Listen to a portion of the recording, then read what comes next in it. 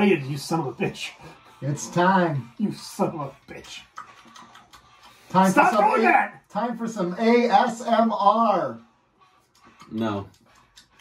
Joe over there chewing his gum for his ASMR. That was Joe, by the way. No, it was not. It was Joe. 100% was not me. Welcome to ASMR Hour with Nick. I'm leaving. And I'm following you. And Rob and Joe. This is Keeping Up with the Cardassians, an affiliate of the Odd Pod Media Network. Correct. You heard it here first, folks. Welcome to this episode of Keeping Up with the Cardassians. We got 2 episodes to review with you today. We have By Inferno's Light and Dr. Bashir, I presume.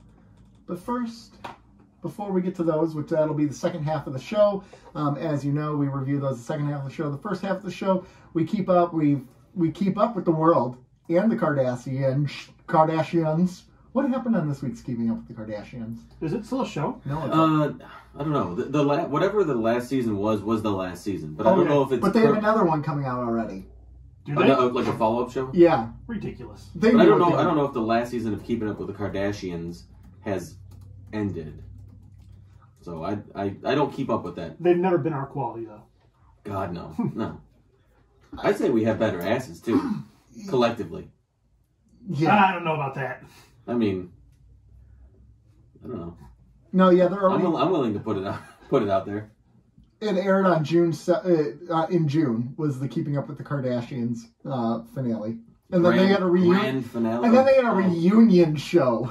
They're a family. I know. I'm stupid. It's the dumbest thing in the world. Would you want to hang around them even if you were family? Although you know they've done a little bit of a better job monetizing their show than we have ours. Yeah, so I don't. Maybe that's what it is. Maybe we're just jealous. I mean, not really. No, I would not. You know, that's a question. Like, would you ever be that person who has a show that follows you around and your whole persona is basically a fake persona? Right? Would you want that? Like, you'd have to basically lie about who you are. I mean, because you have a reality show. Yeah, because my show would be boring. Yeah, it would be my show. Well, no, it would be reality, but they would script shit for you to do. Yeah, it wouldn't be boring. You'd have scripted fights with. So we trying to get a reality show, guys? But yeah, sure. Yeah, but to me, the downfall we're gonna fake the infighting is like fame. Oh, that's easy. Yeah, the fame thing. Yeah. Like not having any privacy ever. Like if you get to that level, they don't. Like, nothing of theirs is private. Everybody knows just about every single aspect of their lives, and that's just very not appealing to me. Yeah. But so, yeah. I mean, the money's appealing. The money's super appealing. But then, you know, the thing that bugs me is when people go out of their way to create these reality shows and create these personas so they can make a lot of money, and then get angry because they don't have privacy, right? When they're like, we ask that you respect our privacy in this difficult time when they go through a breakup. It's like, you just had a reality show about, like, the fact that he's having affairs on you. People are going to ask questions. Yeah. When the show is directly sourced from your private life. Yeah. And then you really kind of lose the steam of screaming, like, please respect my privacy. Right. Right. I don't really buy it. Well, that's even the thing when, like, Kim Kardashian married Kanye West. I'm like, yeah, that was just for the show, right? That was a celebrity thing for each of them. Actually, I don't know. You don't think so? Oh, I think that was all about... Like, I think they may have liked each other, but then it was kind of one of those marriage of convenience. Like, we'll both get a lot of success out of this. We'll both get cachet. Maybe subconsciously, but I don't think consciously. I don't think so either, because by the time they got together, I think they were both well-established. Yeah. Had well-established cachet in their respective fields. So I don't think there was too much to gain, really, notoriety-wise, for either of them. Okay. What about now with Kim and Pete Davidson? I mean... Pete Davidson is a miracle worker. I don't know. That guy has some kind of voodoo or something going on, because I don't...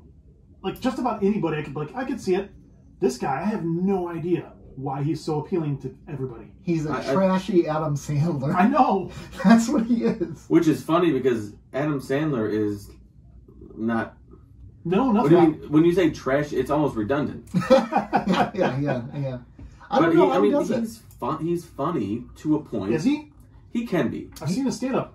He does the self-deprecating a lot. Oh, does he? Yeah. Yeah. Well, he goes back to the well a lot in certain jokes. About his dad dying in September 11th. Yeah. And a lot of it is, like you said, self-deprecating, which is fine, but it can wear thin very quickly. Yeah. When I find him funniest is when he's kind of himself on SNL. When they do when they go to Pete Davidson on Weekend Update. Yeah.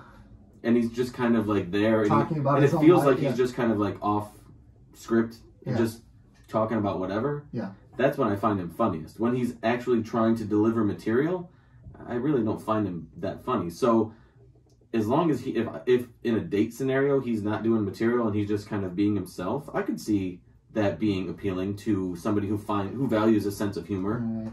Well, okay. Very important thing. It's time to objectify Pete Davidson.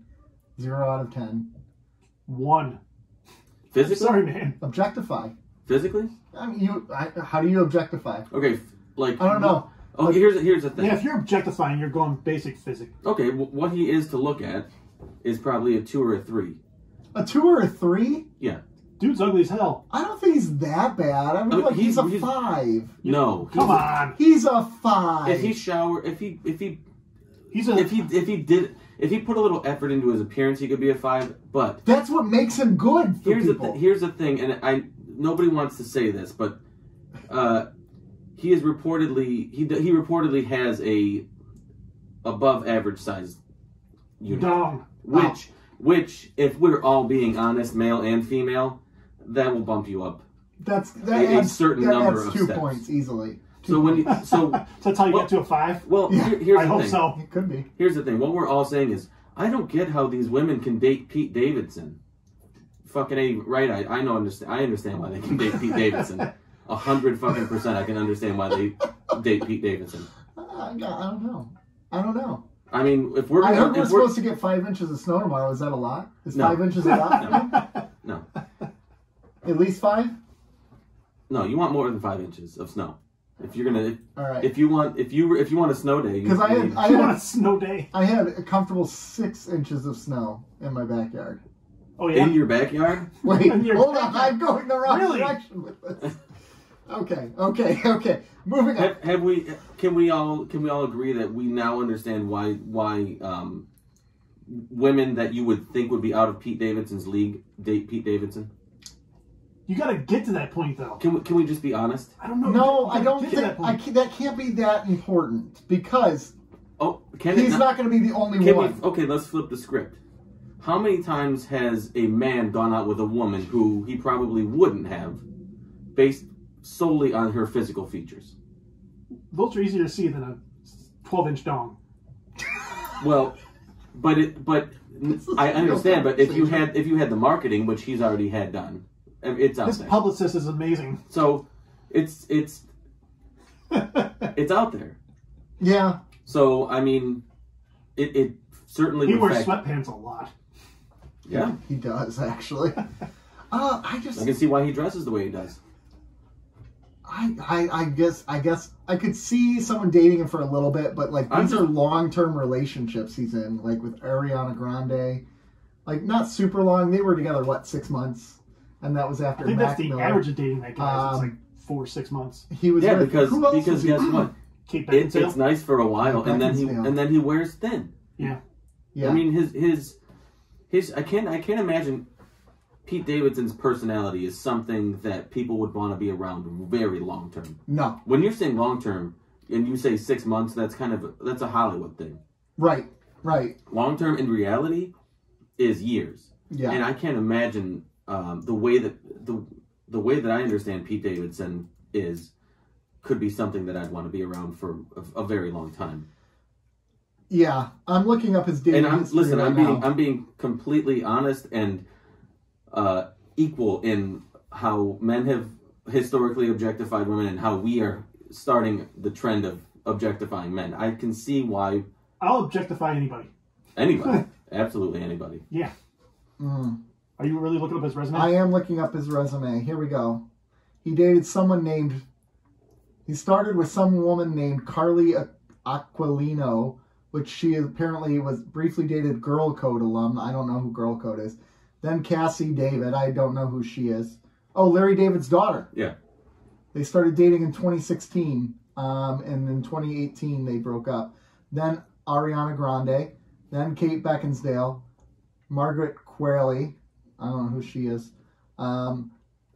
Kaya Gerber. I don't know who she is. Phoebe. That's the Gerber baby's grandmother. Oh, Bridgerton actress Phoebe. Oh, the Bridgerton lady, and then Kim Kardashian. So, I mean, all of these women look very similar too. He has a type. He has a type. He likes brunettes. He does. Yeah. Seriously. So do I. Only the first one on here is not a brunette, and her hair is dyed red, so maybe she is a brunette. I don't really have a preference. I mean, as long as they're interested in me. That's really... A pulse? Yeah. Well, no. I'll take the pulse. Yeah. I mean, it's kind of... I mean, a pulse, super pulse, and then interested. Okay. We can negotiate from there. Do you think people like Pete Davidson, though, after a while... I prefer breeding on their own, too. Like, I mean, now that kind of goes hand in hand with pulse. But... Now he has an extensive resume. Now do you think that'll become a detraction for celebrities now? Like, after Kim Kardashian, isn't... No, because they're celebrities. Like this isn't reality. Yeah, they're just passing each other around. That's true. It really... It's like a high school. Celebrity dating is not reality. It's not... To me, it's not really real. It's just... It's who cares? They're not gonna... It's probably not gonna work long term. There are very rare and few Hollywood... When they're both in Hollywood... Yeah. And they got married and got together after they've been established in Hollywood. Very few of those relationships. Like Ted Danson and Mary Steenburgen, whatever her name is. But very rarely do those relationships go the distance. Right. Yeah. Right. And I know that, a lot of relationships don't work out and don't go the distance for whatever reason. But in Hollywood, that number is like multiplied by 10-fold or 20-fold. Yeah, that makes sense. So I don't think anybody's past in Hollywood detracts them from their next dating prospect, because they're all in Hollywood and they're all swimming in the same pool. Yeah, that's true. So Hollywood. Well, Pete Davidson, you've gotten Pete Davidson's not making our list of men. Oh no! Which we didn't even talk about the fact that Momoa is single. Yeah, he's single right now. Yes, Jason Momoa is single. Which not after we get hold of him. You know, I actually felt like this was actually sad to me, because that one conversation we had a couple weeks ago about how like he loved her from the second he saw her on Cosby Show, and like they were destined to be together. Like, it's kind of sad when things like that. Well, maybe he heard our show and said, "You know what? Yeah, I got better options. I'm about to be in a quadruple." That one seemed like real love. That did not seem like Hollywood love. It seemed like real love. That was a real relationship. In the end, if they're both in Hollywood, it's Hollywood love. Well, which is unfortunate. It is, because I'm sure each of them are probably decent people, and there are a lot of decent people in Hollywood that, if not for their success and their situation, would probably do well in a long-term relationship. But I would imagine being in Hollywood is hard, really difficult to maintain a true close romantic relationship. Well, you spend so much time apart, and there's a lot going on. There's temptation all over. Well, it's just that would be hard. I think that's kind of like that saying of absolute power corrupts, right? Like, if you're in Hollywood and everything, you can have whatever you want whenever you want it. It's got to be really hard to stand your ground on things. Like, how can relationships survive that when you have people constantly throwing themselves at you and building up your ego, telling you you're great and amazing? Like, after a while, you're gonna falter. I'll tell you after the show. Happens every day. I get it. Yeah, exactly. Yeah, right. But I mean, I would imagine that, I don't know. I feel like you'd have to have a really strong moral compass, right, to be in that situation and be able to turn it down time after time after time after time, right?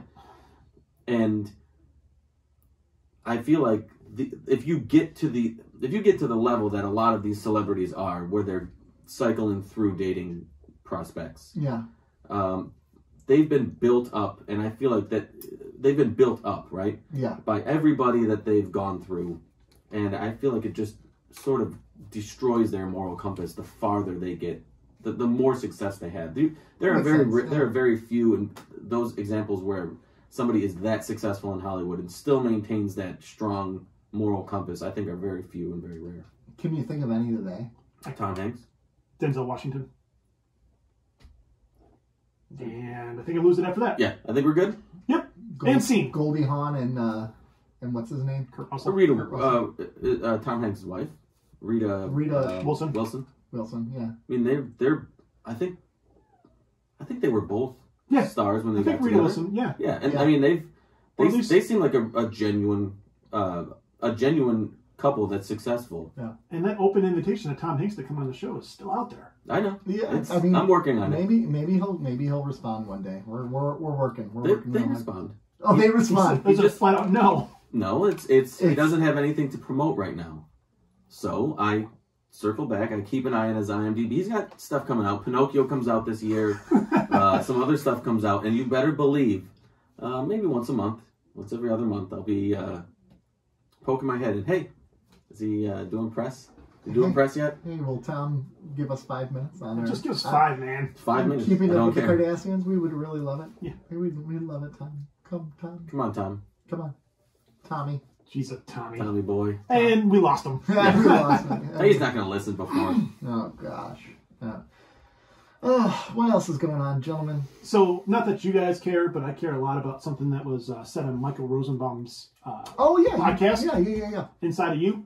He was talking to Zachary Levi, who is in the new Shazam, who's in that American Underdog where he plays Kurt Warner. Mm-hmm. Yeah. But on there, I don't know if anybody on the show ever watched the show Chuck, but Zachary Levi said there's some progress made on a potential Chuck movie. Very early in the process, but he started talking to the creators about it, and I'm completely psyched because I love that show. Okay. How do you make that? Okay, go ahead. Not having I've heard you speak about Chuck, and I remember it being on TV. I just never watched it. The way that the series happened and everything that happened and how it ended, I don't know anything. But is there room for a movie, or was it kind of a complete series? It was a complete series. They left it in a place where some of us didn't like. Yeah. And I think I'm one of those people where I'm like, they left it very much just in a place I didn't necessarily care for, because it left an open end for a question mark on one of the characters. So they left something open where they could kind of expand on it if they needed to going forward. But it's such a fun show. The characters are lights out. Basically, it's Superstore in a lot of different ways with a spy element to it. Okay. I loved Superstore. I'm telling you, you would probably enjoy Same Chuck. Universe. I would consider them the same universe almost. Yeah. That'd be cool if, I don't think they ever did, but if Superstore ever referenced like the store in Chuck. Yeah, that'd be great. Buy more. Yeah. Nice. See, I watched Chuck. You Chuck a little bit. Not to the end. Not to the end. But here's my pragmatic self coming out. The reason why Chuck got canceled at the end was the ratings were not good. So how do you make a movie off of something like that? It's not like if Seinfeld decided to make a Seinfeld movie, people would go see that movie. Or if Cheers, right? Yeah. Ooh, I'd see a Cheers movie. I would see it in a heartbeat. I would see a Cheers movie. I'd see a Seinfeld movie, too. I'd see a Seinfeld movie, yeah. I'd love to see a Cheers Night Court crossover. Blew your mind right there, didn't I? Cheer Court. Cheer Court. We're gonna... Night Cheers. Okay, you two are off the naming committee. So anyway, back to that. It's not that I think that it wasn't a good show. I just don't see the financial benefit for a studio greenlighting a film for something like that. If it's a Netflix made-for-TV movie or something like that. That's what they're hinting at, is like an HBO Max, because they're so embedded with Warner Brothers now. Yeah. Can I counterpoint? Yes. There have been multiple shows that have been canceled due to ratings on a certain network. Star Trek? No. I'm not even talking specifically, a specific network. On whatever network, they were canceled. I'm talking Freaks and Geeks was canceled. Oh my god. Family Guy was canceled. Yeah, it was.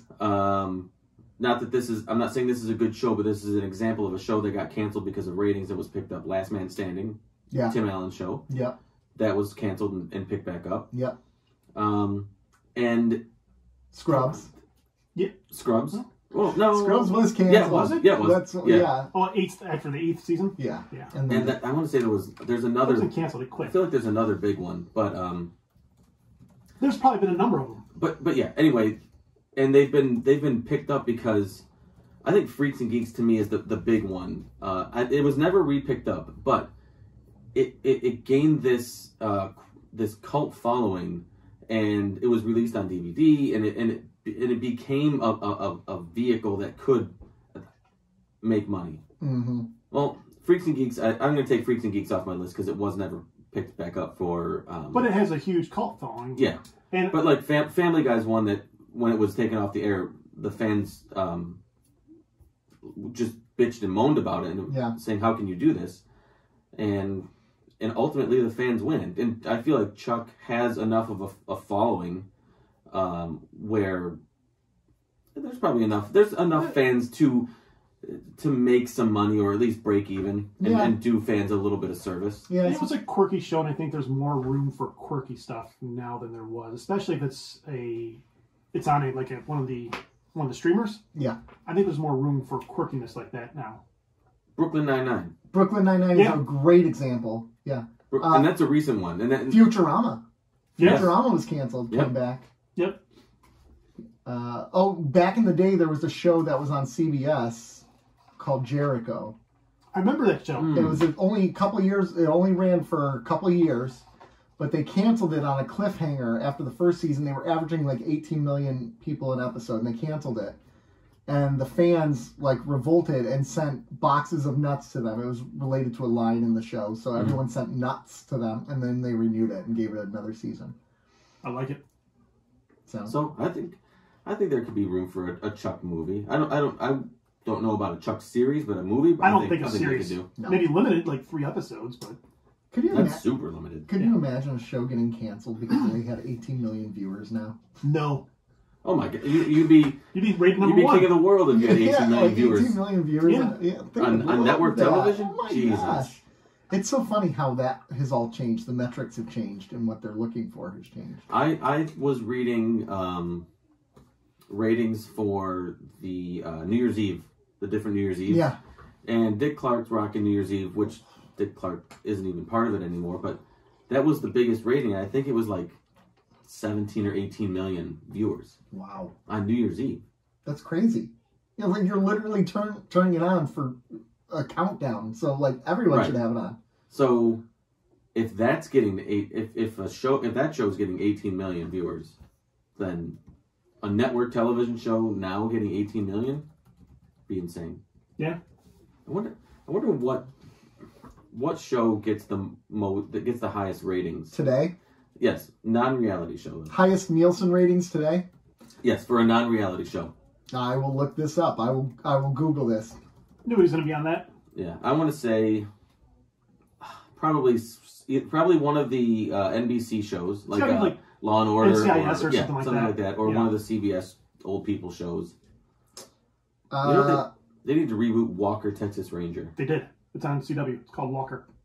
So, is it? Yeah. For Fox, it's 911. Well, I got something new I got a new shitty show to watch. But it's not Chuck Norris. All right, no, I don't want that. It's the guy from Supernatural. Wow. Okay, spoil it for me. Is it at least a little bit? Have you ever seen it? No, I have not. Do you know if anybody in the show is related to Chuck Norris, the character? I don't know the answer to that question either. Yeah. So what have we found? The biggest rated show on television right now is 911 on Fox. Have you seen it? It averages 9 million people. Oh my gosh. Wait, that's a lot. That's way higher than I thought. But it's such a change from back when it was 30 million was Friends or whatever it was. Oh wait, it says it doesn't have the biggest audience size, but the 1.4 puts it at the top of the ratings. I don't get what that means. When they rate it 1.4s, because it says Chicago. I think that's out of 10. Chicago. How good the show is out of 10. Have you guys seen it? My wife watches it, and it's tacky as heck. Because Chicago Fire is 9.95 million viewers, but yeah, they're all under 10 million. That's insane. Wow. Yeah, Law and Order SVU's got 5 million viewers. Equalizer 9.5 million. Young Sheldon 9 million. Yeah. Wow. The Simpsons times have changed. Averages has a 1.0 rating. Out of 10, that's really bad. 3 million people, 3 million per episode. For Simpsons still? Yeah. That's more than I thought. That's more than I thought, too. What are they on, season 75? Yeah. Season infinity. Yeah, I guess when the characters don't age, you got unlimited material. That's true. Yeah, that's true. Did you guys watch Peacemaker? I haven't yet. I haven't, but I watched the intro to it, like the theme song's the great. theme song. Yeah, they have a whole choreographed theme song. It's hilarious. Yeah, it's pretty good. Hard R, by the way, so don't have the children around. But I heard it is really good. Yeah, I wanted. Did you watch Suicide Squad? I've seen. Yeah. The new one? No, I haven't seen the new one. I saw the first sequel to one. that. Just ask him if he watched something. That's true. Shame. Listen, I literally just got back from the movie theater. That's true. Thank you very much. You are the most cultured of all of us in terms of recent movies. It's true. Right now.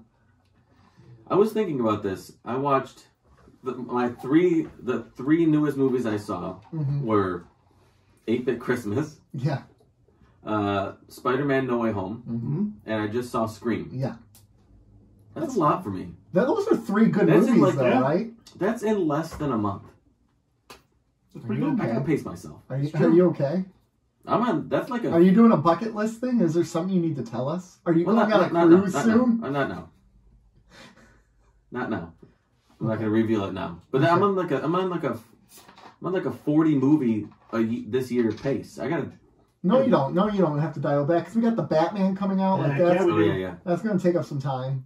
I'm going to see that multiple times at the theater. Are we going to see it twice that day? Are we going to go the day it's out? I say we. I am. Show meeting. IMAX? Show meeting. Yeah.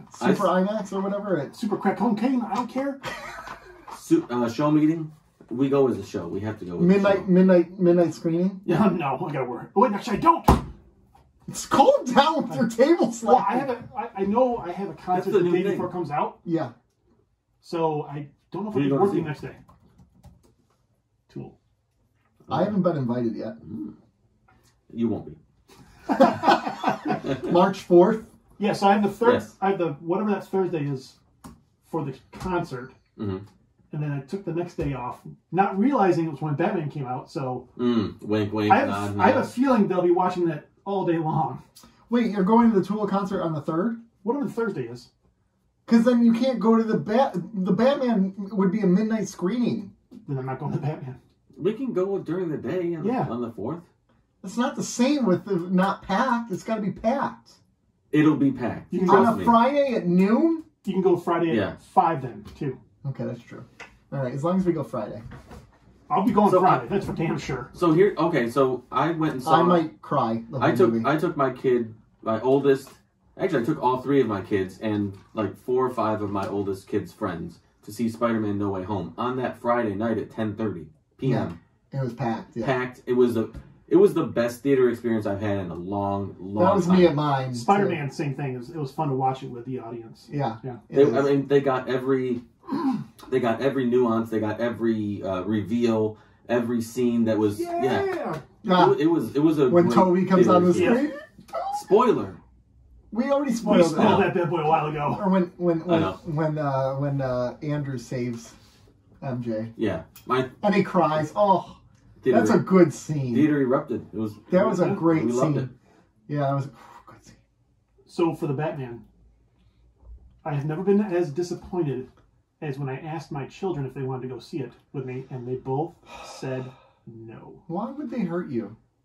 That's a low goddamn blow. That's I can't even imagine what you're going through right now. You should have saw the look on their face. And why don't they want to see it with you? Do they not love you? Obviously not. Obviously not. They don't realize what a big deal a Batman movie is. Yeah, we'll go with you. Oh, man, it was. I figured my daughter would turn me down. Love you like we do. When my son said, "Not really," I said, "Oh, I wish I would have had an abortion." Oh my gosh! Oh my gosh! So let me follow that up. PG-13, by the way. I know, that's kind of disappointing. I'm a little surprised. No, I am too. Have you seen Matt Reeves' other PG-13 stuff, like the Planet of the Apes series? It's so good. This is Batman, though. Yeah. It's going to be fun. Based off that first trailer that you saw, do you have... Would you have thought this was going to be PG-13? No. I actually had never doubted it was going to be PG-13. I never thought it was going to be After the Joker did $1 billion in business, you didn't think there was a possibility this would be rated R? Not a chance. Not a chance. Because they want to Uh-huh. sell toys to kids. Deadpool did. Of course, RoboCop did, Deadpool didn't sell a lot of toys, though. RoboCop did. RoboCop sold a lot of toys. ED-209, baby! Yeah, but that was the 80s. I missed the 80s. Everything 80s were a different era. Everything sold a lot of toys. That's true. That's true. So, so the juxtaposition of theater experiences, I had Spider-Man No Way Home. I saw the technically on release day, but not a Thursday or midnight showing. And I just saw Scream today, which came out Friday. Yeah. Why are we releasing Scream in January, first of all? That's a good question. It's not a great release time for this movie. No, this would be like an October release. Was it delayed because of Corona? I don't know. It might be worth looking up. I would have released it right around Halloween. I would have released it. Yeah. Or September, at least. Yeah. Yeah.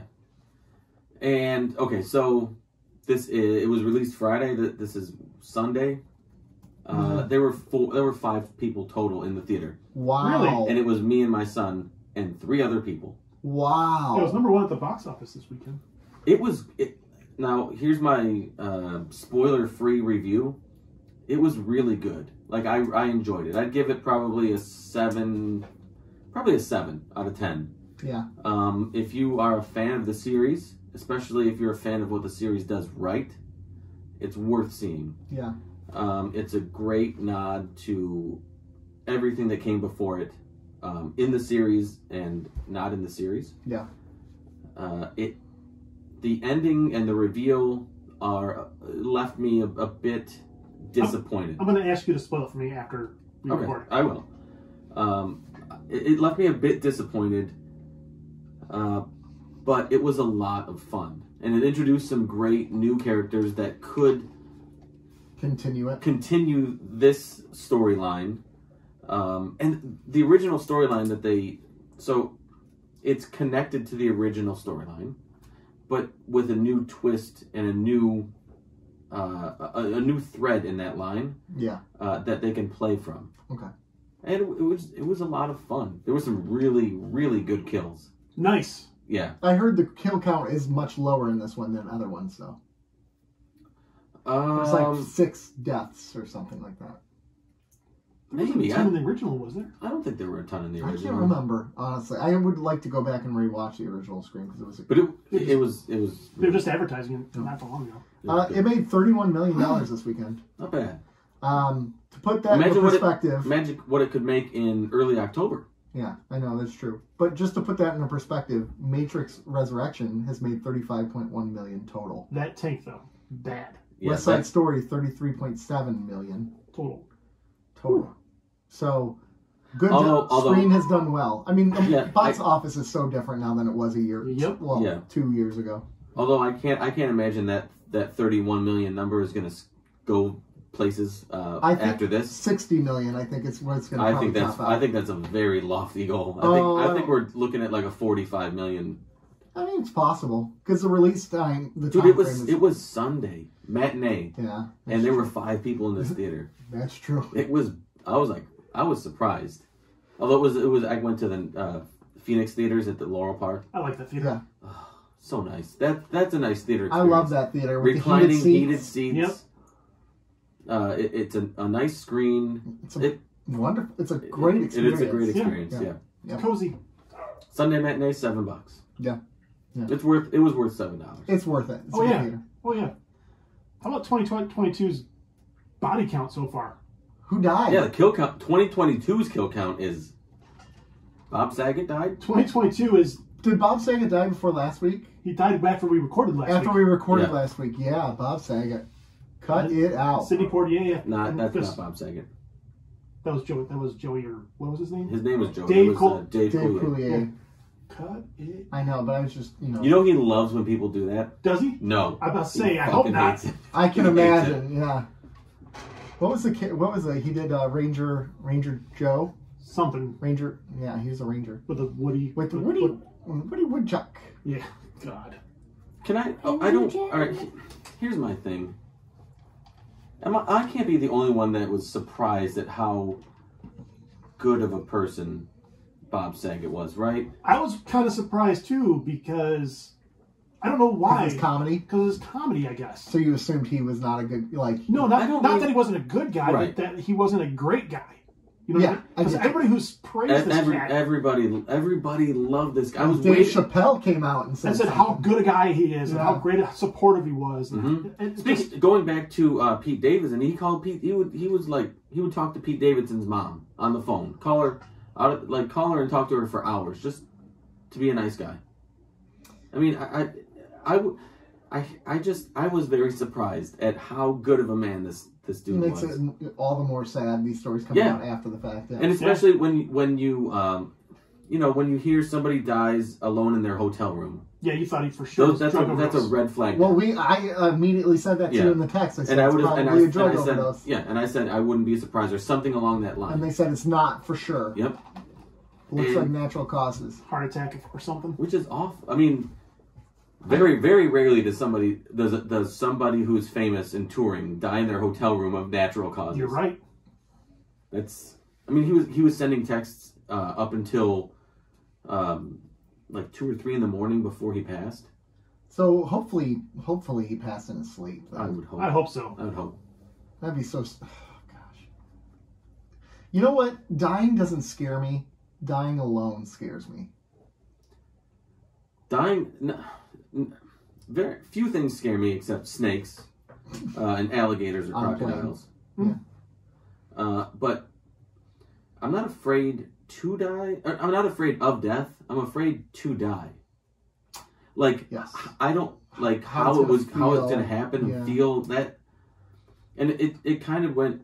There's a couple scenes in one of the episodes we're going to watch or review that got me thinking of I could see myself dying in that situation. Yeah. Oh gosh, after the show, after show conversation, I have a story to tell you. It's not an on-air story, but it's a story. Like it's a serious story related to fear of dying. Kind of thing. So I'll have to tell you. What else we got? We're at 35 minutes. Real quick, you hate the Batwoman suit. I hate it. You are. I had some new information revealed to me that I like. Now I like the Batman. It's comic accurate as hell. Yes. I got to reveal like why I was confused. Is I thought I got it mixed up with Catwoman, who's going to be in the Batman. Yeah. And I thought that Batgirl suit was going to be in the Batman, and it looks nothing like what the Batman movie is going to be. Okay. So I was like, that doesn't really fit what we've seen from the movie so far. So I don't like it for that movie. But now that you told me, or you corrected me that it's going to be for the Batgirl series, I love it. I actually do love it. It's very, very comic book accurate. It looks good. It looks like it feels good too. Like it looks like a nice leather material. It looks functional. Yes. Well, and that's doesn't look restrictive like some like the Batfleck Batman suits and stuff. I like it. It's comic book accurate and it looks good. It does look like a year one costume. So I mean, maybe I should cut it a break. Yeah. But I don't love it right now. But also based upon the tone of the movie too and what universe it's in, because I don't really know the answer to those questions. True. I mean, we'll see. We'll see what it's like. But we'll see. Just fit that in real quick. All right. Is it time? Yeah. Sure. Sure. Woo.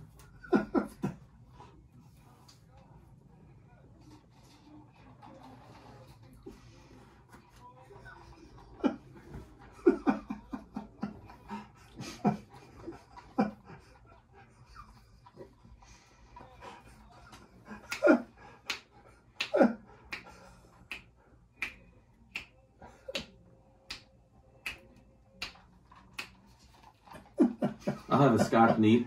Yeah. That's classy. You know, the problem is I didn't have a classic. good recording device. I use my AirPod mics, and it just doesn't sound as good as if I had. It sounds like you recorded it kind of like in a bathroom. No, it was. It could actually. You could have recorded it in a bathroom. I could have recorded it in a bathroom. You never would have known. Well, I feel bad now because the Toy Time with Joe I have isn't as classy as the song now. The Toy Time Joe I have it fits way better with the old song. Oh, okay. I mean, we can listen to that song too. No, Jesus Christ, Okay. no. God, no. So it's been a week. It's been a long week, and I didn't have a lot of time to go shopping. But I did get something in the mail.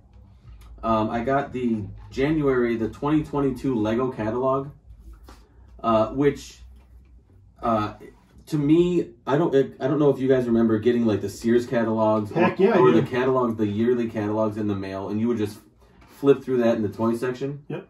Yeah. I love getting magazines. I do. I love magazines. I love the tactile feel of them. Yep. And I love flipping through a catalog and just looking at all the different Lego sets that they're releasing. Mm-hmm. And I noticed something that probably 75% of that book is marketed to me. The almost 40-year-old person who has had Legos in their lives. Yeah. Pretty much their entire life. And there's probably a few, maybe 4 or 5 pages in the beginning that are like city or kid Legos. Yeah. And I feel like Lego has really done a pretty good job transitioning to a new market, while at the same time keeping a decent foothold in the old market. Right, because we were a generation who grew up on Legos, and they're leaning into that and saying, well, we don't need to lose them as customers. They will still be customers. Right. Because I am. Dude, this Daily Bugle is dope. I know. It's so cool. Holy crap. It's so cool. They have it set up at the Lego store, the Toy Time store. The Toy Time you store guys, in Somerset. Lego store in Somerset is an unofficial sponsor. The third unofficial sponsor. The third unofficial sponsor. God, I want this tumbler. I know. I'm telling you, 75% of that book, you're gonna be like, I want that. You want this right here too, man. You want the real Batmobile, the '89 Batmobile. That's what you want. I'm a Tumbler fan. I do love the Tumbler. The Batman '89 thing was so much fun to build. I want them both. Yeah. I mean, why choose? Yeah, why choose? Why choose when we can have them both? Hey, Lego, we're propping you up, so why don't you send us one? Oh, yeah, because... Hey, it was worth a shot. Come on. I will send an email to Lego. Do it. I will. Trust me. They're going to send you, like, the $9.99 set. I don't care. Hey, I'll review something. I'll review it.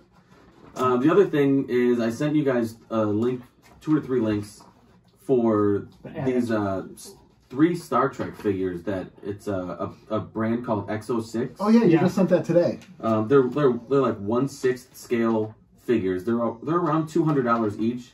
But they look amazing. Holy crap, they're so good. They look incredibly detailed. Now, I don't think I would get of the 3 that I saw. There's Judge Q. Yep. There is emergency medical hologram the doctor from Voyager. Right. Yes. Okay. And one of the episodes that we're going to be reviewing. Mm-hmm. And Mirror Universe Spock. There's also a Picard and a Janeway out. By the same group? Okay. Picard was first. Now, I got 2 things to say. One, of these, I would take Mirror Universe Spock, of the 3 that I saw. Yeah. And 2, yet again, DS9 gets no love, because there are some great characters on that show I would buy if they did if they did characters from DS9 in by X06 and they did them in that style with, it's like a collectible. Yep. Depending on who they did, I could see myself spending that money for that figure. I think if they put any of them out, like 80% of them would be in my to buy category. I think the only one that might not be, maybe Bashir and maybe Chief O'Brien. Yeah, those are the 2 that would probably be on the bottom of my list. Yeah, I would too. It is interesting why there's no love. I was thinking about that even in terms of the shows today, like the newer Star Trek shows. They don't mention anything. Like they have this opportunity to mention the Dominion and to mention Changelings and Bajor. They don't really lean into that. I guess Prodigy did. Prodigy did, okay. But I don't know that for a fact. I guess that's what I heard. But is Prodigy's the animated one that's geared more towards kids, right? Yeah, it's the one on Nickelodeon or whatever it is. Mm. See, to me that's almost offensive. And I'll tell you why. I know that it's still Star Trek and it's still canon. Yeah. But I don't know. I guess a lot of fans will probably watch it just because it's Star Trek and Star Trek fans are hardcore. They will consume all Trek.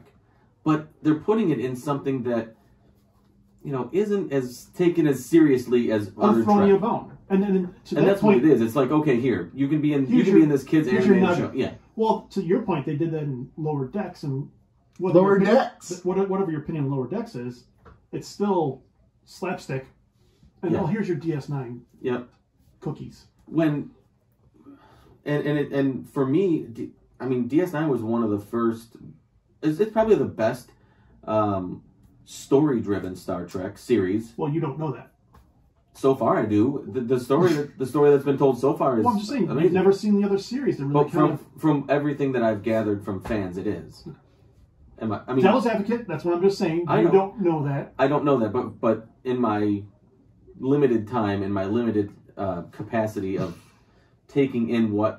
absorbing what the fans say about DS9. This is true. It is a show whose story deserves to be referenced. What? More than it. Obviously, more than it has. I agree. Yeah. But I also don't know if I want this current run of people running Star Trek to really touch DS9. Yeah, I think we've talked about that too. Yeah, we have. I'm a little hesitant to say if they brought back Ronald D. Moore or Ira Steppenberg or those cats to kind of show run. And I'm on board. I would love to have Ronald D. Moore on the show to ask him. Well, let's get that to happen. I'm trying. Okay. I'm trying. All right. So yes, I would urge you to take a look at these figures from X06, and I would urge them to maybe dip their toe in the DS9 pool for the next batch, please. Agreed. Can we get a Garrick figure or a Quark figure? A Quark figure would be amazing. Yeah. With his outfits, man, come on. An Odo figure is him, and then different things he can change into. True. Yeah. So cool. That is toy time with Joe this week. All right. Well, we'll be right back. We're going to hear a quick advertisement from 500 section. Whew. We're at 50 minutes. That was 50 minutes? 47 to be exact. Who thought we talked that long about Pete Davidson, though? We did. Well, pretty funny. I was sick of people saying, I don't understand how he can get these chicks. Fuck, I understand how he gets these chicks. Grab that listen for the 500 section. I don't want to say it. Grab him by the listen? Grab him by the listen. That's not... It's a bad thing to reference. All right. But every time I hear that, that's what I hear. When I hear grab a listen, I hear grab him by the listen. Don't grab anyone. No. Unless you have their consent. Yes. Get the consent first, and then you grab their listen. Yes, exactly. So ask them if you can listen to their show. Yes. Would you like to listen to 500 Section Lounge? You have to ask them though first before. And they'll say, "Oh yeah, what is that? That's our podcast. Our podcast. Yeah, I'll listen." Okay. Then you grab. Then you grab them by the listen. Yes, excellent. My Inferno's light. This is part 2 of a two-parter. This is part 2. You guys are dicks. You guys are such dicks. The Dominion is here. They have passed through the wormhole. And just when they're about to attack, wait a minute. What is he doing? Gul Dukat switches sides. Of course he's going to do it. Smart move by his part. So Gul Dukat has the Cardassia has officially joined the Dominion. So now they're at war with the Federation. Wow. Crazy. No one expected this to happen. While this is happening, Worf and Martok Bashir. and Bashir Garrick. and Garrick, thank you, are all still stranded, and Garrick's bailing them out. But Garrick really struggles with claustrophobia. And in a surprise moment, the Klingons actually give him a lot of honor, because the worst fear you have to face is your own internal fears, and they're like, wow, you're a warrior. So while he's dealing with mental anguish, Worf is dealing with physical anguish as he gets the crap beat out of him. But by the end, he gains the respect of the Dominion fighters. And they're like, dude, we're not going to kill him anymore. This guy's legit. We're not killing this man. I cannot beat him. I cannot kill him. I can only kill. Yeah, I don't want to do that. Great quote. So they get beamed off the station at the last minute because Garrett gets the message to the runabout, and they get back to the station. And it turns out the changeling Bashir has stolen a runabout to blow up the frickin' sun. Blow up the frickin' sun to destroy the station, destroy the Klingon fleet, the Romulan fleet, and the Federation fleet, and Bashir. But they stop him in just enough time. Well played maneuver by the Dominion, but the episode ends with basically now there's a peace treaty between the Klingon. What am I doing? Am I doing this bad? Am I letting you down? No. I'm sorry. So anyways, Klingon Federation now at peace. Permanent Klingon presence on the station with Martok as the new general on DS9. So, episode ends. Woo woo. All right, let me get this off my chest real quick. Get it. You guys are dicks. And you made me sound like a complete asshole last week. Huh? Because you split this episode up, yeah, knowing damn well Ducat was going to flip the script the second week. And I went on a mini rant saying that, you know what, I think last week I went on a little mini rant saying I kind of like Ducat. Yeah, well, and I think I said he sucks to be you. I said he, I thought his change was genuine. You didn't see what we looked at each other when you were talking about that? We both did this. So you were Cisco. You were Cisco in this. You got duped. You got duped. I did get duped. Because you and Cisco's like, I thought you changed. No. He senses opportunity. He goes for it. What are you going to do? Also, you guys are dicks for splitting up a 2-part episode over 2 weeks. And knowing damn well we were going to do it. We knew what we were doing. Yeah. We knew what we were doing. Yes, you guys are dicks. We let you down. Also, and we're not ashamed. I'm going to sound like I'm going to put myself, you know what? I'm going to put myself out there again because I have no fear. I'm going to say that I don't trust that this is actually Ducat.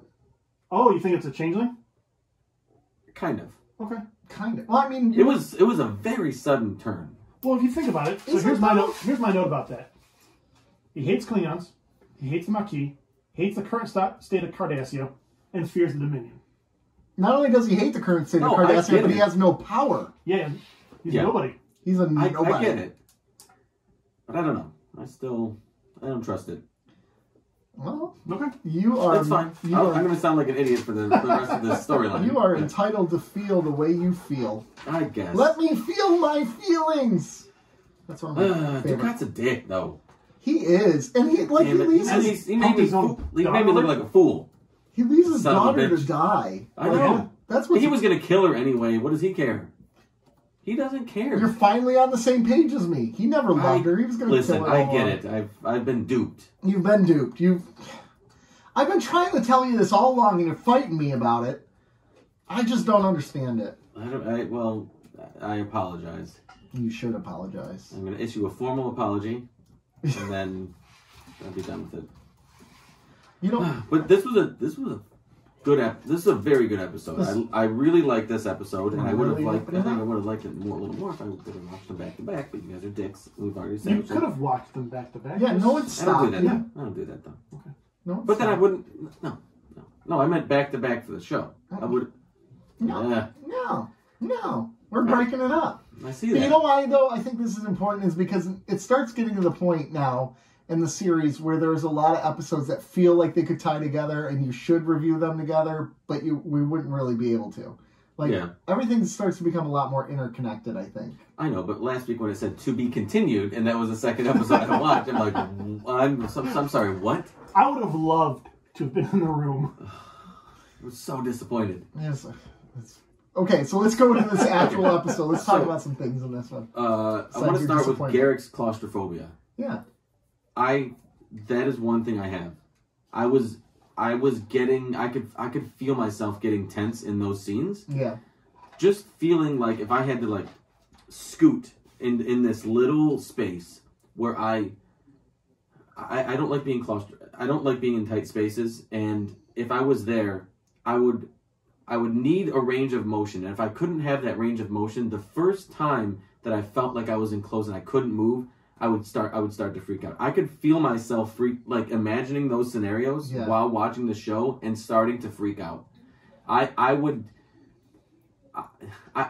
think I would die in there. Yeah, I think a lot about that when I see like the cave divers where they're like tucking into like this really small enclosed space. I'm like, what are you doing? What are you doing? Why would you do that? Andrew Robinson was actually claustrophobic too. Yeah. Oh, was he? Yeah. Okay. I mean, so a lot of his fear was not acting. Yeah. Like I'm getting like I can feel my pulse racing just now talking about it. It as soon as I can't move, I want to move like even more. Like get me like I would freak out and then that's not good. Yeah.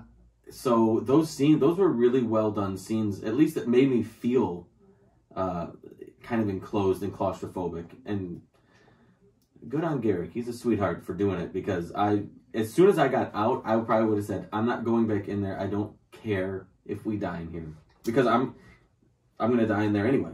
Well, and this is a good episode for Garrett too, because he's not doing these things because they're forcing him to. He's doing them because he wants to do them. He was the one who volunteered to go in there.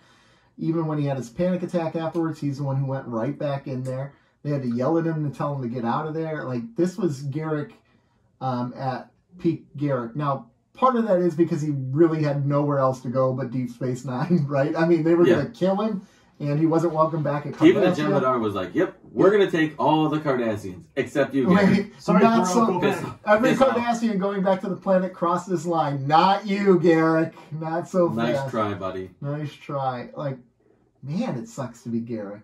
Oh my gosh, he is just hated.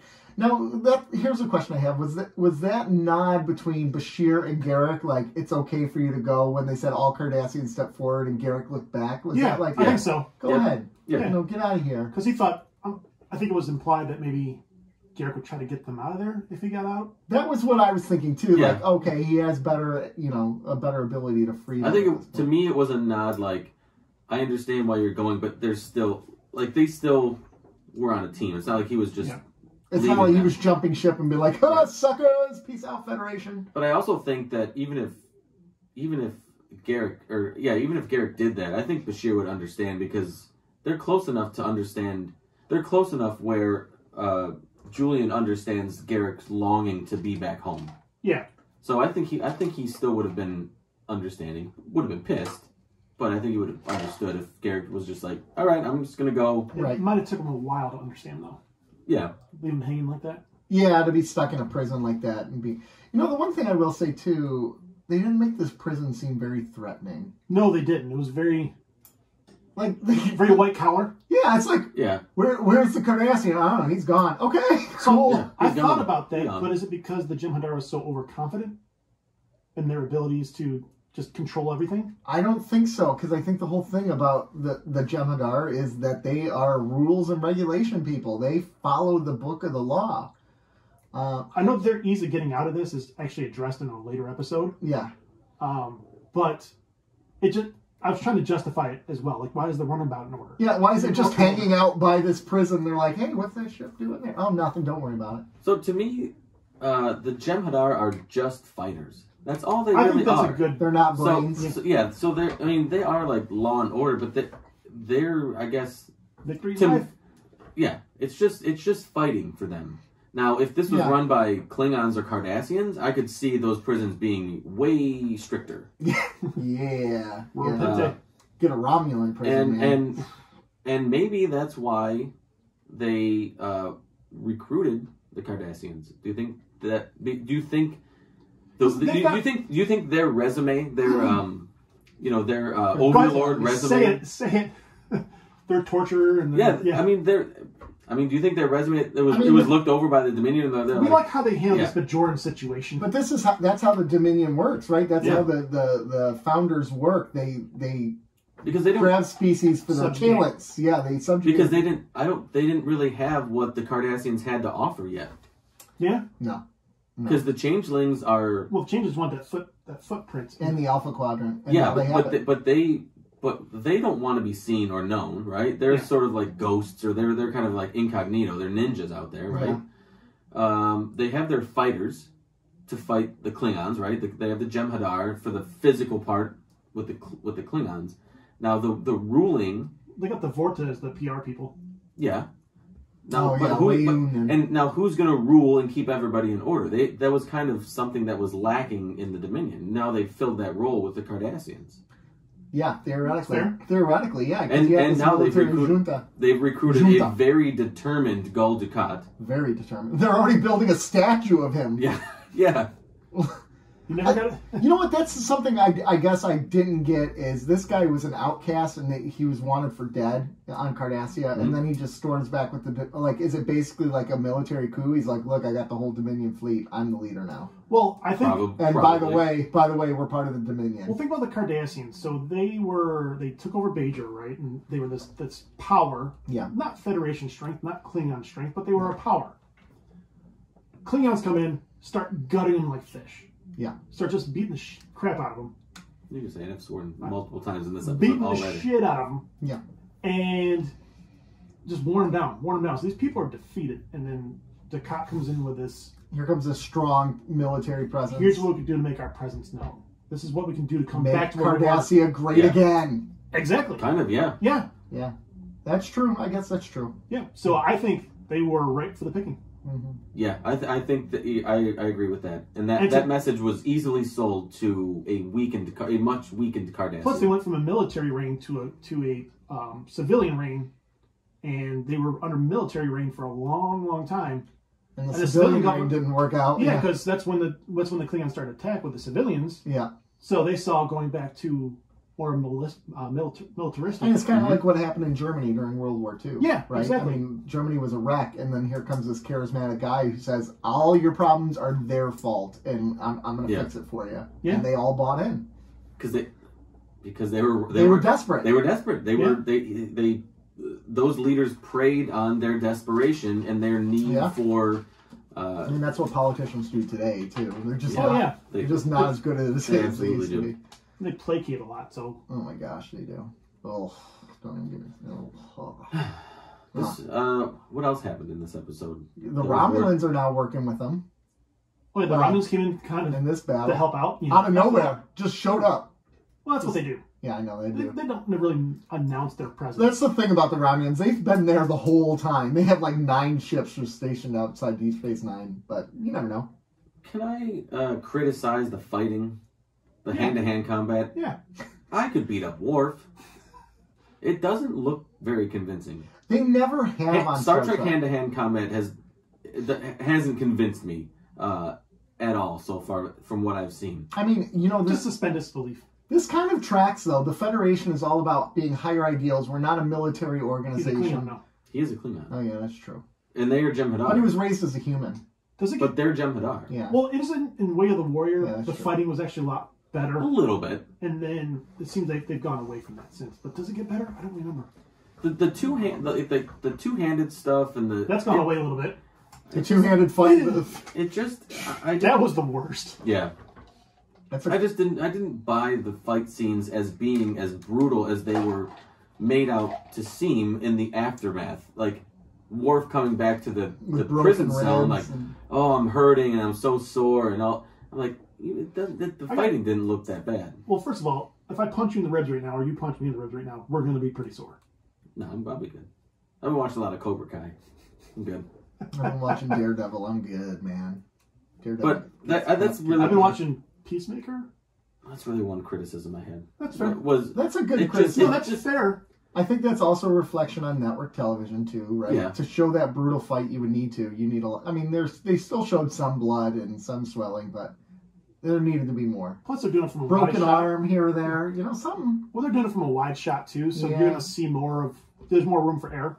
Yeah. It wasn't. Yeah, that wasn't the most convincing part. But it was still enjoyable to watch Worf keep fighting and gain the respect of Martok as he went along. Yep. That's going to be instrumental. I really like the message of Worf not giving up and the Jem'Hadar saying, I cannot beat this man. I can only kill him, which doesn't interest me anymore. Yeah. Because Worf's strength and his Klingon warriorness has been called into question multiple times already since joining the. Exactly. At least since joining this cast. I don't know. Always. I don't know if it was in the Next Generation, but since he's become part of this cast, they've called it into question a number of times by Klingons and non-Klingons, I think. It's funny, so I'm watching this fight and how he's fighting all these people and he's getting worn down, and that's why he's probably going to get his butt whipped by the first. And it reminds me, I know, bear with me, of the Batman story. When Batman was fighting criminal after criminal after criminal, and then Bane comes along. No Man's Land. And kicks his butt and breaks his back. That's because Batman was worn down. When I was watching this, I'm like, oh, they're Batmaning it. Oh. Yeah. That's a good parallel. Yeah. I was born in the dark. I'm talking about the comic book, not that crap movie. That movie wasn't crap. Dark Knight Rises was a third, the worst. It was the worst of the three. By far. By far. Yeah. He was a mouth breather, for the love of God.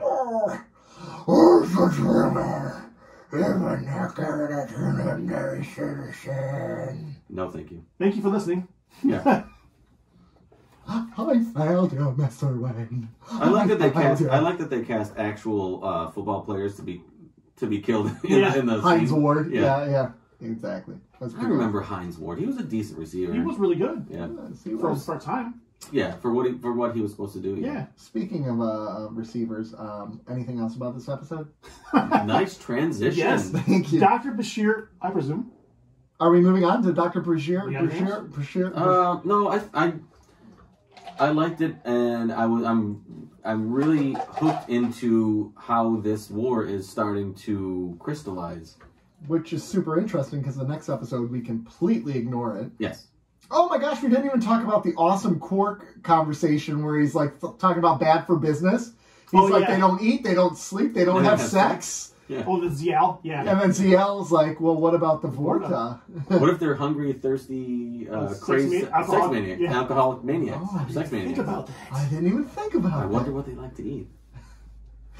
That was a good line. Like, that's so true. I thought, I want to discuss that scene for a second. It was very upfront for Star Trek, it seemed. Yes. Those lines. Yeah. Like, and I know this might be coming off as prude, but the fact that they said they don't have sex at least 2 or 3 times, and then referencing them wanting to have maybe they're sex mania, I was like, that seems a bit forward for what we've been given so far. Yeah, they had a whole episode on Risa, a pleasure planet, never mentioned the word sex. Yeah, and and to that point, they've established sexuality and they've referenced it. Yeah, but this was a bit more like in your face, like sex.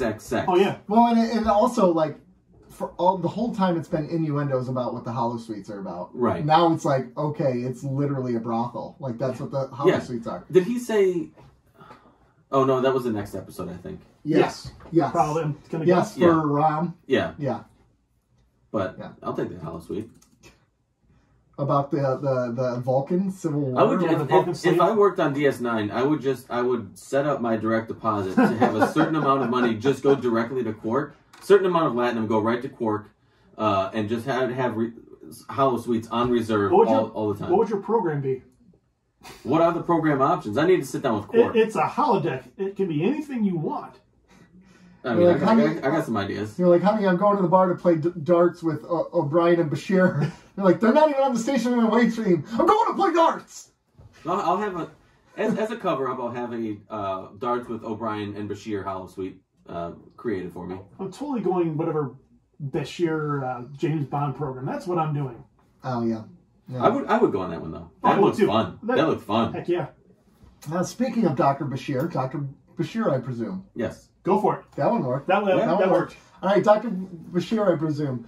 We are going to take a quick commercial break from the Dominion War because it's not happening in this episode. We're not talking anything about that. It's not going to happen every single day. I know, it's not going to happen. Well, okay. Well, not in this situation. Yeah. Okay. So anyways, we're not going to do that today because here's what's awesome. Louis Zimmerman has appeared. Louis Zimmerman is the creator of the EMH, as we know as the Doctor from Star Trek Voyager, but he's here on Deep Space Nine. He's going to use Dr. Bashir's likeness as a template for a new holographic program. His goal is to interview everyone that has anything to do with Bashir so they can create the best possible creation of him. Here's the thing. Bashir says, don't interview my parents. Zimmerman is a jerk. Okay? He does what he wants. He calls the parents. Parents come. They spill the beans. Bashir is genetically enhanced. Bum, bum, bum. Kid was an idiot when he was little. He was an idiot. His parents were worried about it. An idiot. And idiot. They had him genetically altered at 7 years old, so he could become this doctor that he is. So Bashir holds a lot of resentment against that, especially because his dad bounces around from job to job, and he holds resentment about him, genetically altering him. And by the end of the episode, for Bashir to keep his job, his dad has to plead guilty to a charge of genetically engineering, which is against the law because, this little guy called Khan, who was, evil and whatnot. Khan! Meanwhile, Ram can't tell a woman how he feels, and she almost leaves him. By the end of the episode, he comes to his senses and says, Lita, I love you. And Lita says, I love you too. End of episode. I want to get this out of the way. Get it out of the way, because I got a problem in this episode. And this has nothing to do with... What are you rolling your eyes at? You don't even know what my problem is, you jerk. You know what the funny coincidence of this episode is? Huh. That Ram can't speak to a woman, right? Yeah. He has a hard time speaking to a beautiful woman. Yeah. And Bashir's dad plays... in Big Bang Theory, the father of Raj Koothrappali, who can't speak to women. Is that the same guy? Yeah. Yes. Yeah. I didn't. Wow. Yep. Well, keeping up with the Kardashians investigate. He also plays Babu Bhatt from Seinfeld. Yep. I didn't even put that together. I knew I recognized him from somewhere. I could not connect those dots, though. Thank you for that. Well, I thought I recognized him from this episode. I recognized, and I'm like, oh, that's kind of a cool little thing. Like, I don't know if that was meant to be in. I wonder if in Big Bang. I'm giving Big Bang Theory way too much credit. You're giving them way too much credit of it, but it is a nerd show, and they do love Star Trek on that show. Yeah, but the creator of the Big Bang Theory was not a nerd, so there's no way he was thinking of this. Well, how do they get all the references? I mean, writers. I guess the writers could have. I just wonder. It being in this episode, it made me wonder. I thought it was kind of a cool little parallel there. That's really cool. I like how... That's literally all I got for this episode. Here's my big problem. Are you ready for my problem, or do you want to roll your eyes now? I'll roll my eyes now. Okay. Lita, super forward woman. She tells you what she wants, when she wants it, how she wants. Lita doesn't joke around. She knows Ram likes her. Mm-hmm. She likes Ram. Just tell him you like him. Why is this on Ram? She knows where he's going when he's like, Lita. And there are people on both sides of the sex that'll do the same exact thing. Yeah. Yeah, but why can't she just tell him? She's willing to leave the station even though she's in love with him. People play games. You play games, but you don't make life-changing decisions, do you? No, but if you are under the assumption that somebody has feelings for you, you can't. Especially if you think those feelings are strong, you can't presume that they are. Mm-hmm. You have to hear it, or how deep they are, even. Right. You would have to hear it. I would have to hear that somebody wanted me. And people fear rejection. And I would imagine. Does Lita fear rejection? I think she does. I bet you she does. Yeah, absolutely. Because she's seen as one thing. Yeah. Actually, two things. I mean, that's what... She's actually seen as two things, but... Isn't the episode where Quark says that? Quark points it out. I know he does. Yeah, Quark does. He's like, I didn't hire you for your brains or something like that. Take those brains over to the table. That was another really forward thing. It was. I thought that. I'm like, wow. And this was the episode where he gives Ram the... Was it love slave or sex slave? Yeah, I think he said Vulcan love slave. It wasn't sex slave. I don't think it was sex slave, but it was like... But it was something that was... It was pretty clear what it was referencing, yes. So, it's 2 episodes where they've kind of cranked up the forward... the forward meter. Yeah, But yeah, I wouldn't presume that somebody was into me before they said that. Before they said it. Even if I knew it was there. I would want to hear it. I want to hear that somebody has feelings for me if they do. And you can assume that okay, they're giving me advice, but I don't know. And you start to doubt it that they actually are, even though you think they are. Yeah. Oh, it's totally. I could totally But for Lita? Yes, yes. Because I think for Absolutely. Lita, she's so forward. She's forward with people who have no interest in her. She has no interest in. Yeah. But if she has interest in somebody, that role can reverse real fast. So you're thinking of Lita in her almost professional role. Yeah. Where she's a Dabo girl and she's meant to be forward with people she's like a Hooters waitress, right? Where she's in love with every single one of her customers. Yeah, because being forward with those they weren't people, in love with me? They were not. Being forward with them is good for business. Yeah. This is love. This is real life. This isn't business. And I'm sure it's way different when it's somebody who she actually has genuine interest in. And when you do and you want it to be mutual, it's... Go ahead. Rom is Pete Davidson in this scenario.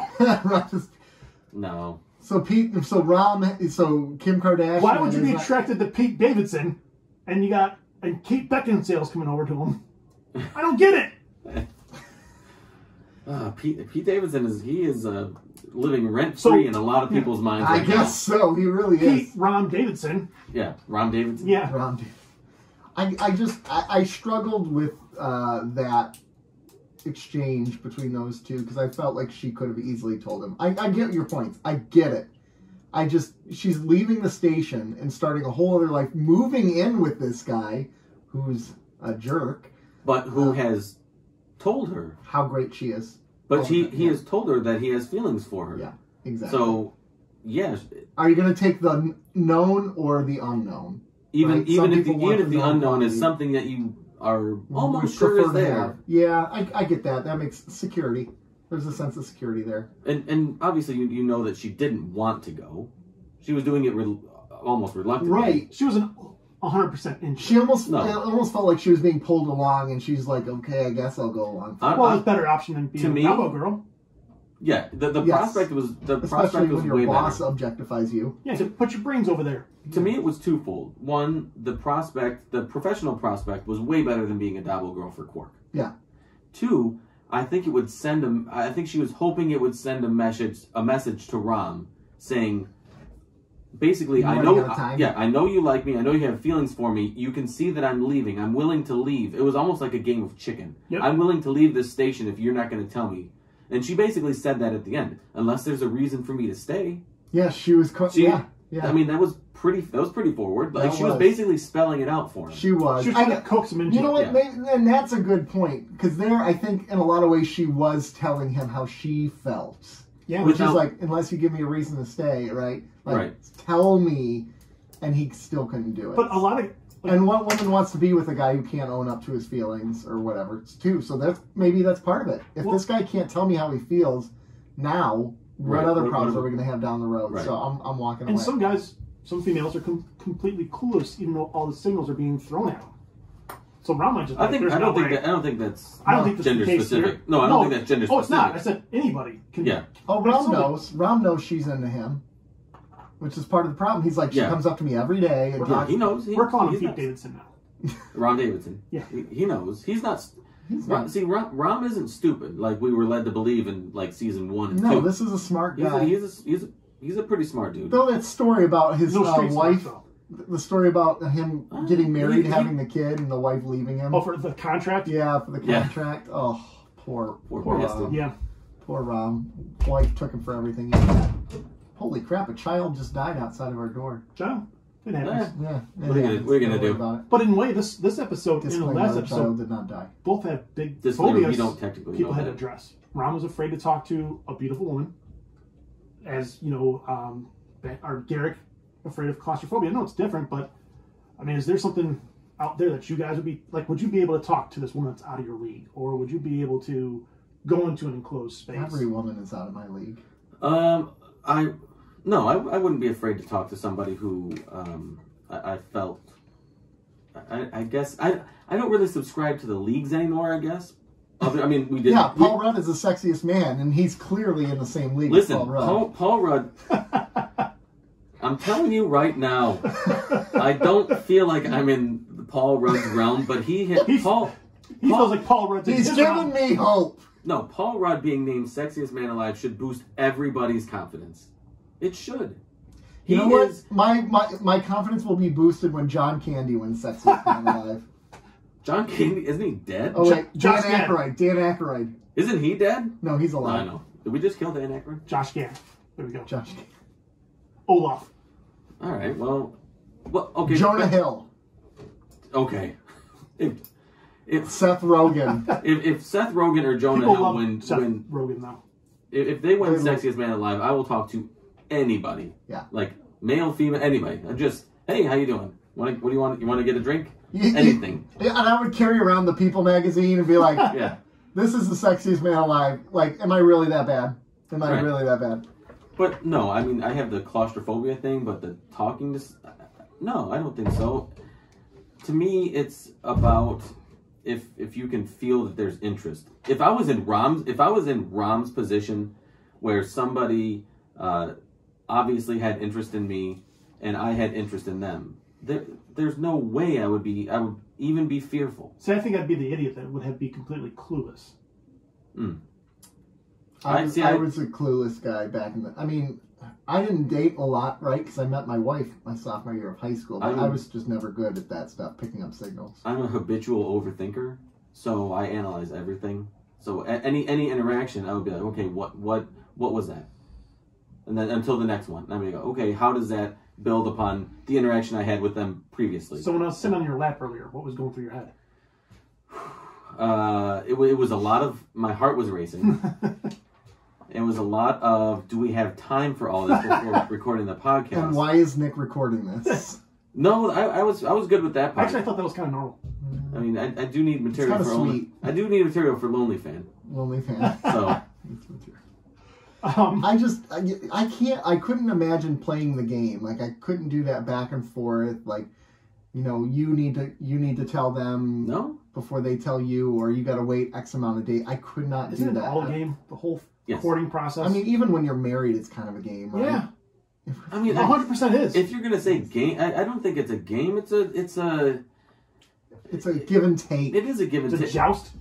No, but I mean, especially it's a bloodbath. I would say almost guns. I would say almost especially Mortal during. Kombat. I would say almost especially during a courting process, it could be viewed more as like a quote unquote game. Yeah, absolutely. But there is there is sort of this emotional chess match you're playing. You're peacocking. Right? I like how we're talking about the game and we've all been out of it forever. All of us have so much, like, I've been married how long now? 17 years. I feel like I can speak to it a little bit, but I mean, there's a. Do you want to tell us about that? No, but I'm a habitual overthinker, so I analyze all of this stuff. I get you. But it is sort of this chess match.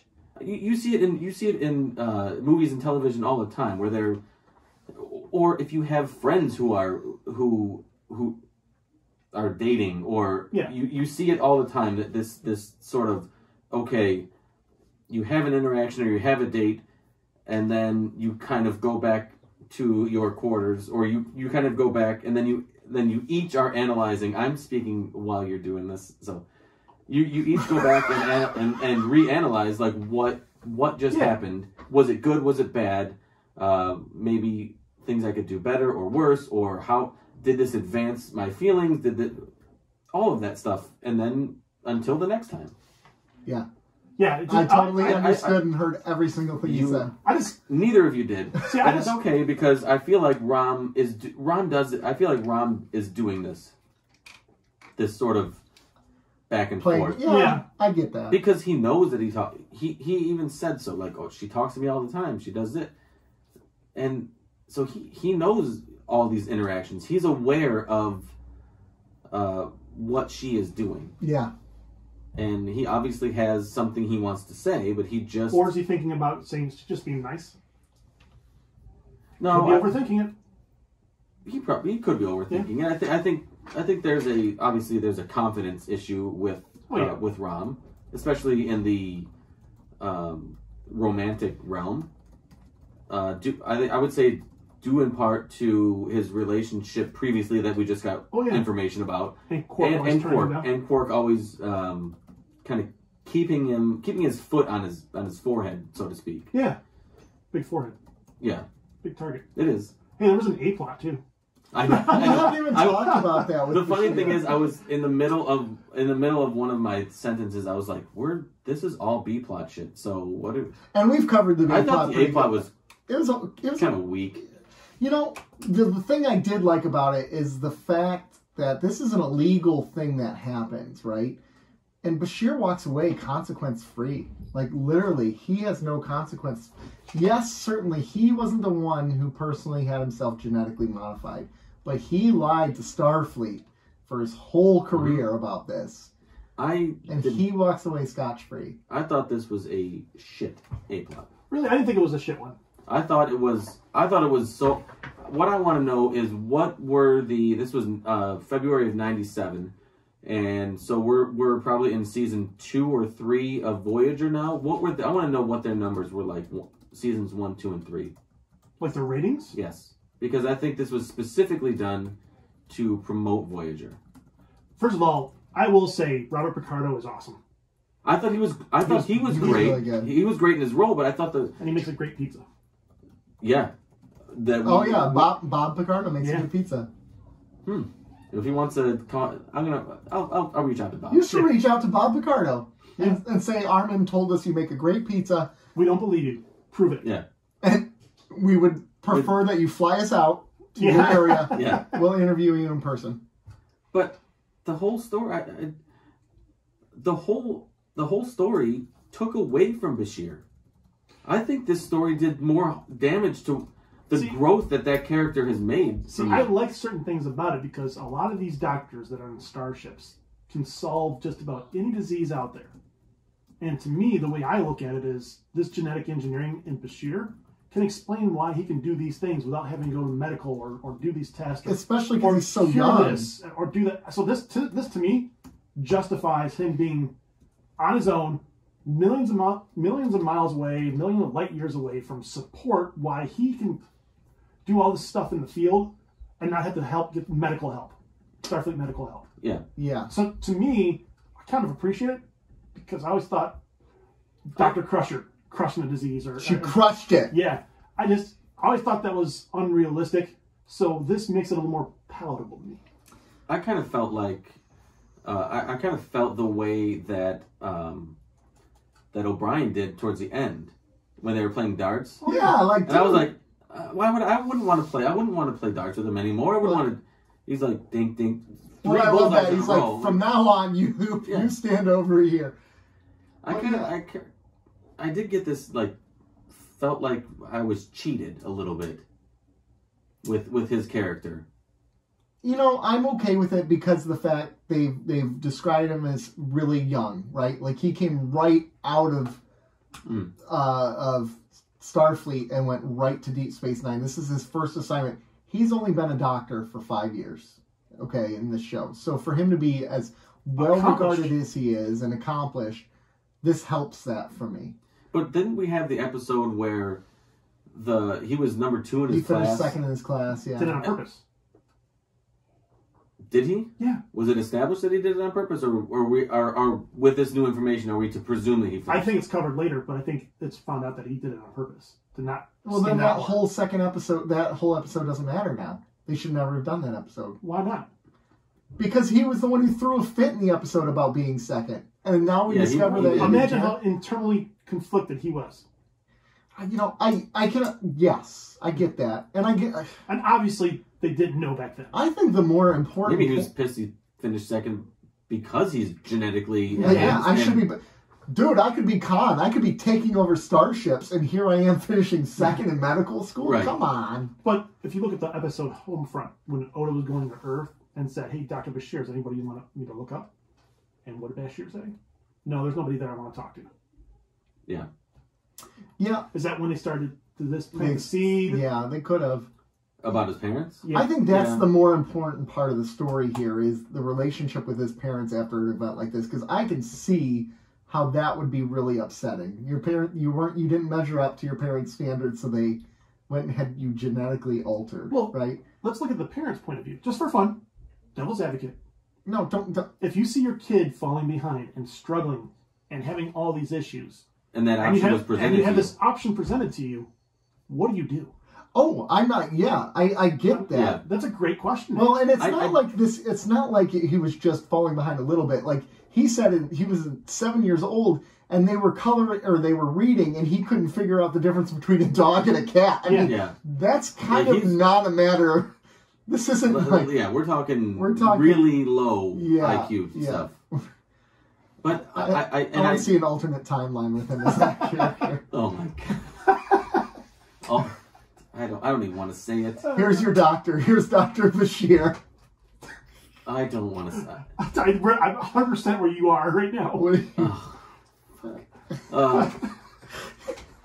But when they went the scene where each parent sort of explains their rationale for what they did. When the dad was talking, I was like, it didn't really hit. I didn't really care. I didn't get the sense that it seemed like he was almost a little bit selfish about it. But when the mom, I was like, oh, I get it now. I could completely understand why they would do this as parents. Is when the mom was like, because we love you, because you're our son. We saw you struggling. We wanted better for you. Want the best for you. Want the best for you. Yeah. So, one parent wouldn't want to give their kid that advantage, right? And maybe you wouldn't choose it, but if you're a parent and there is something that might be a bit immoral, and you would at least probably take a look at it. I mean, if your kid was as bad as we're led to believe Bashir was, and you could tap into the potential and make them this this genius or just wring out every ounce of potential in that child. I think after he was what, 7, right? I think that's what 6 or 7. So after that many years, I think you'd be exhausted as a parent. Yeah, and you would do anything. I mean, let's just look at kids with autism. You know what I was going to say? Here's the example I was going to give. We're very dangerously close in medicine to being able to genetically engineer when a child is in womb, right? Like at that point, maybe 10, 20 years away from that. And they come out tomorrow, like they come out in 20 years, and you find out you're pregnant, and you go for your testing, and you say, this child has an extra chromosome. It has Down syndrome. We can genetically remove that chromosome. Like, what parent wouldn't look at that? I know but to me that's physical. It's even different. I would say, and you're talking about in womb. We're talking as a 7-year-old child. Yeah, but that's another example. Like, they saw that their child was going to struggle, so they did this to help their child. Yeah, you know, a child with Down syndrome is going to struggle in this world, right? Or autism, or these other. If you can program these out. If you had a child now, if my daughter is 7, and if for 7 years I saw her struggle, let's just say with autism, right? With some sort of cognitive, because I think that's where it was. I don't think physically he was. Maybe it was, but I don't think it was. No, he did say there was physical issues there too. Like he had no coordination. And I'm going to say the root of it is cognitive, because I think that would feed into physical. Yeah. Okay. With the coordination and stuff, because he obviously doesn't have physical deformities, right? Like he doesn't. He's a good-looking man. Yeah, he's all right. He's a good-looking man. He's a decent-looking dude. But Sexiest man of the year? He's no Paul Rudd. God. He's no Pete Davidson. Oh my lord. So if I saw Clementine struggle for 7 years, and there was something came along and was like, hey, this isn't technically legal, but we have this option where we can guarantee that she will not struggle anymore, and she will be greater than ever. And maybe I don't do it, but you're goddamn right. I'm listening to that speech. Oh yeah, sure. And I think at least you're going to hear them out. Yeah.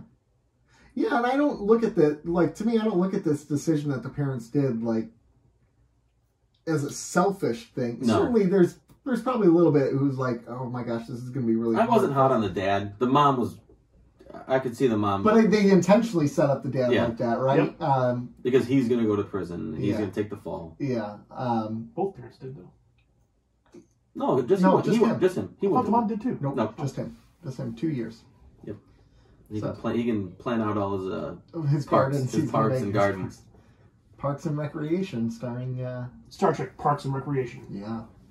Oh, I'll watch it. Anyways, it was a good episode. Good moral implication questions. Good questions regarding relationships. Both these episodes were good. There was not a huge amount of moral implication stuff involved in the last episode. No. Still good. Yeah. In the war episode? In the war episode. Yeah. No. That one. Minus Gul Dukat abandoning his child in the name of power. Yeah. I mean, but that morally tracks. That morally tracks with what Dukat is. Yeah, and and now his focus is on his sons and not his daughter. Like, dude. I'm still pissed you guys let me just hang myself out to dry last week. If you watch the YouTube broadcast, you'll probably see us go. Mm-hmm. Well, I think I saw you do that when I was talking, and I was like, oh, okay, well, maybe I said something dumb. Yeah, maybe something I said. Maybe something's going on under the table. Yeah, well, no, that usually gets me. I'll start talking faster. Fair enough. But no, I was like, okay, maybe something. I didn't know it was everything that I said. Everything. And you're like, this guy's a. You could not be more wrong. This guy isn't even as smart as Bashir as a 7-year-old. Even 7-year-old Bashir was like, Dukat's a douche. Look, we brought you on this podcast for a couple reasons, and it's not your brains. So go put your brains back to work. Lost my mind for a second. Oh, I was talking about his chest. Yeah. Like Quark talks about Letus. She's got a way better chest than I do, though. I don't know. She does. She does. Hers has more hair on it. Oh. Some days. Some days. Like Seinfeld, just shave it off. Oh, what's the deal with chest hair? No, please, God, no. Stop. All right, let's rate the episodes, gentlemen. Let's start with the very first episode, which is in by Inferno's light. No, because I know what you're gonna say. No. What? I want to know. You want to know what you rated it last episode? All right, I'm gonna give it. Let him know. No, I'll go. I'm gonna give it an. I'll give it an 8. What did he give it? Oh, yeah. What did he give his the last one? 7.5. Okay. Okay. It was a continuation of that. I would say that's fair. I'd give this an 8.5. Wow. What I give the? You shit on the last one, kind of. 6.5. Holy smokes! Really? Wow. Yeah. Oh yeah, okay. Because I looked at you like really a 6.5? So, what was it? I don't remember your reasoning for the 6.5 because he that's a good episode. He said it was good. A 6.5 was good. That was his reasoning. That's a really bad reasoning. I think it was something to do with Garrick and his daddy. Oh, okay. Maybe. I don't get a 6. I still don't get a 6.5. No, I thought that. I don't know. I don't know. Anyway, I don't know. Anyways, Rob, what do you got? I had an 8. 8? Yep. So that averages out to a 7.5 for that storyline. I think that's fair. 8.17 actually. Oh, for the whole storyline. No, for his 6.5 and 8.5. They track out to a 7.5. For the 2 parts is a 7.5, which I think is fair. Is very fair. And that fits. Yeah. All right, Dr. Bashir. That's a tougher one. Oh, I put I assume in here, but it's I presume. This one is a bit harder for me. Yeah, it's really hard. It's hard. That's what she said. I'm gonna give it a 6. That's what I'm leaning towards right now. Is 6 big or small? 6 is not big. No. Okay. 6 is, I think, slightly above average. Let's say I said that I would rate this a 5. I would is that say a good average, or is that? I think a 5 is slightly below average. I would say a 5.5 is about average. Okay. For a rating. All right. I would probably give this one. I'd give this one. Oh gosh, what would I give this one? 6. Yeah. And I originally I would. Oh, go ahead. Our ratings are 6. 6. Yes. 6. Yes. The number of the beast. Now, I was going to give this a 5 or a 5.5, but I liked the discussion. We just had. That's the nice thing about this. I still don't like what it did for the way that I view Bashir's character. Yeah. But the discussion that brought on, Mm-hmm. and these choices you have to make as a parent, or even potential choices that you could be presented with in the future. Yeah. Was a good enough discussion to bump it up maybe a half point or so. There you go.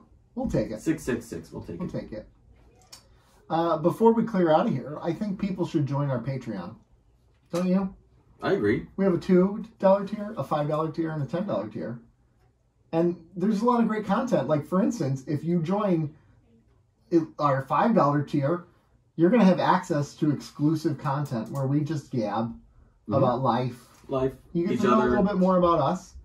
$2, we send you stuff in the mail. We'll send you a handwritten love letter. Who doesn't love that? $10, you get a Q&A with us. We get to talk back and forth and have a blast. It's fun. It's a good time through the Zoomy Zoom. Yeah. It's great. You should join it. It'll be fun. We already have great people so far. We have Hillary, we have Kat, we have Annette, and Marvin. So we join the crew. It'll be great. You'll be like the Power Rangers. There'll be 5 of you. And then after that, one of you can be the White Ranger, and there'll be 6 Rangers. It'll be incredible. You were doing a decent job of I know, I lost it. I lost it. There'll be 5 of you like the Beatles. Like the NBA. Speaking of Patreon, did you guys know that we got a message from one of our patrons within the last week? No, did I miss that? Kat sent us a message on Patreon saying that she would like to send us a toy for Toy Time with Joe. Yes, she did. So awesome. There is a very special episode of Toy Time with Joe coming. Oh. I haven't received. I don't know if it's been sent yet or not. I should save my special jazz version for that one. I'll have more versions. Don't even worry about it. I'm going to keep working. I'm going to give you every single... I want the death metal version of... The Klingon death metal version of... Here, record it. I would need... Okay, we're going to work on this. This is going to be a thing. It's not a key. It's a keypad. You can come in anytime you want. That's a good point. That's a good point. Yeah. All right. Then let me know if you need the code. Do you need the code? Yeah. Give me the code. Where can you find us, gents? Instagram, keeping_up_Cardassian. Twitter, @CardassiansPod. Patreon, Keeping Up with the Cardassians. Yes. Facebook, Keeping Up with the Cardassians. No one cares. YouTube, though. YouTube. Yes, go to YouTube. How about that YouTube, yo? Apple for regular podcasts. Apple, Spotify, Good Pods.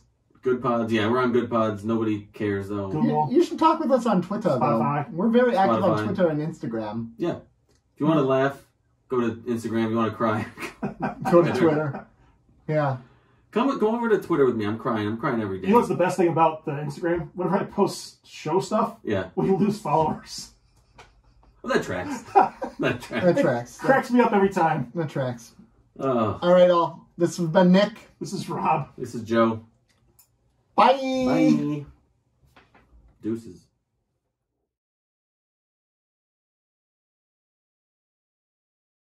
Toy Time Show. Everybody, it's the Toy Time Show.